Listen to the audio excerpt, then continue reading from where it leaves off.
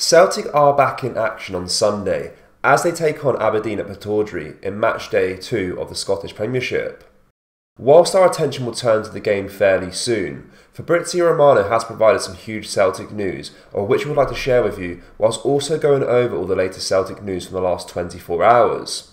But first, make sure you hit that like button and subscribe to the channel for daily Celtic content. In recent times, the spotlight has been cast on Celtic's goalkeeping situation. Stephen McGowan, the Mail Sport chief, has weighed in on the matter during a Press Box podcast, suggesting that the club might need to prioritise bringing in a new goalkeeper. Joe Hart is entering his third season with Celtic. His influence both on and off the pitch has been undeniable. However, as time passes and age catches up, there are concerns about diminishing returns for the seasoned goalkeeper. Brendan Rodgers faces a crucial decision. Should he bank on Hart for another year, or is it time to usher in a new era with a fresh face between the sticks? Perhaps even if not a direct replacement, someone who can genuinely challenge Hart for the number 1 spot. McGowan said, "Joe Hart only has a year left anyway, so I'm sure that is part of their planning. I would have thought it's become a bigger priority in the last 2 or 3 weeks, especially with 1 or 2 errors in pre-season." He further elaborated on the recent incident against Ross County. Even the incident with his chest against Ross County last weekend wasn't entirely his fault. I have to say I thought it was a poor pass back from Anthony Ralston.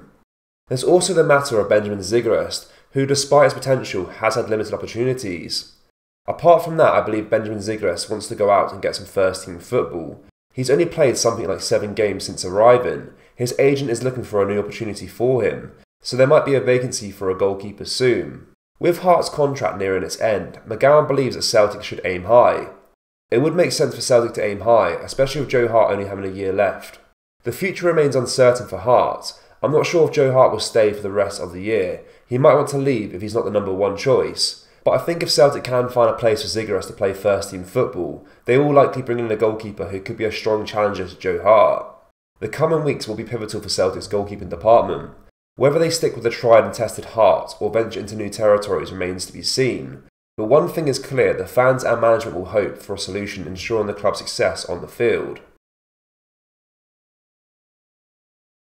Celtic is closing in on the signing of Elfsborg defender Gustav Lagerbilk after reports in the last few hours from a very well-placed source confirming a fee had been agreed.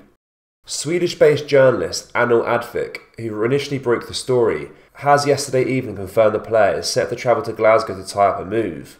The fee is believed to be around £3 million and will become a record fee received by Elfsborg. Gustav's arrival in Glasgow won't even be a week after Carl Starfelt left the building. The club has acted promptly to ensure they've replaced Carl, who left for Celta Vigo on Thursday.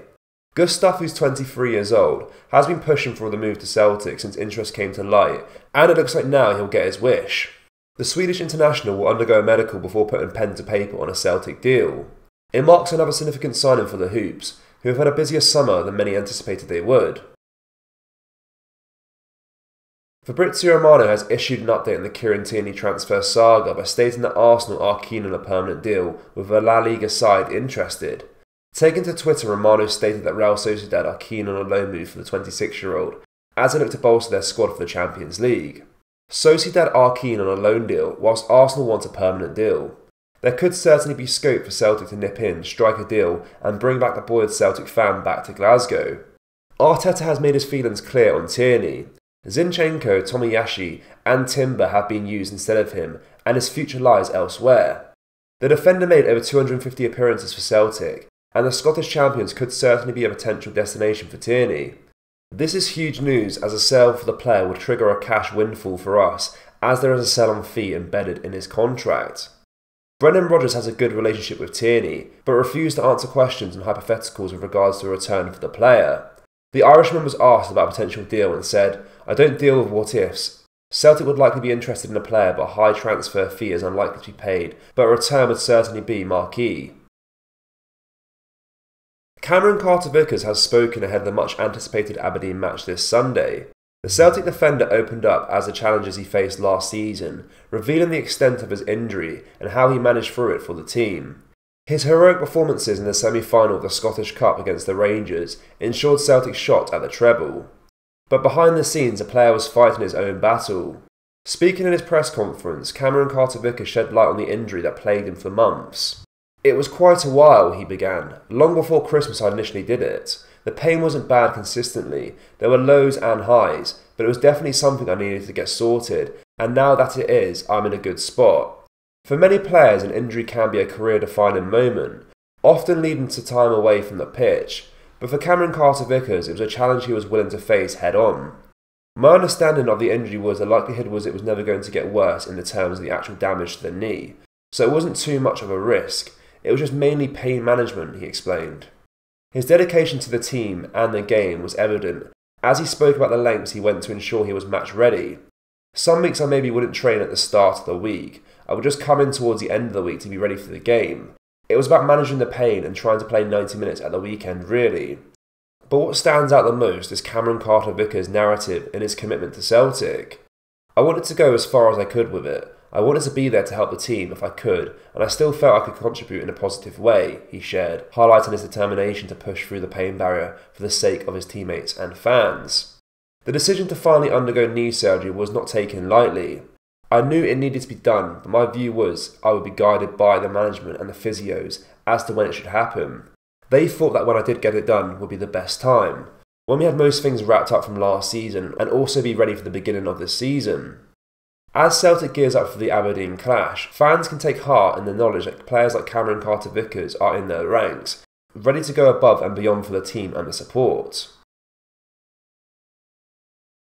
Stephen McGowan has always been a reliable source when it comes to information about Celtic's comings and goings. The Mail Sport chief regularly gets the scoops before they happen, and is very well versed in how the club operates.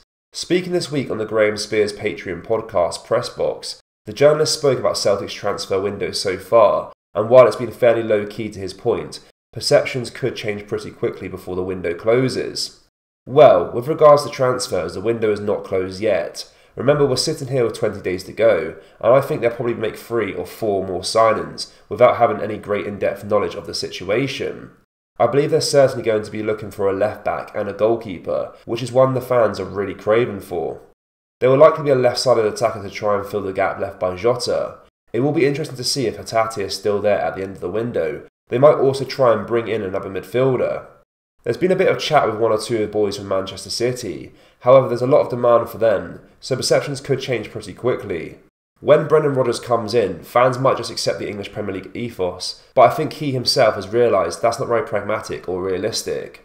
Celtic have to abide by a financial model which is pretty much dictated by external factors."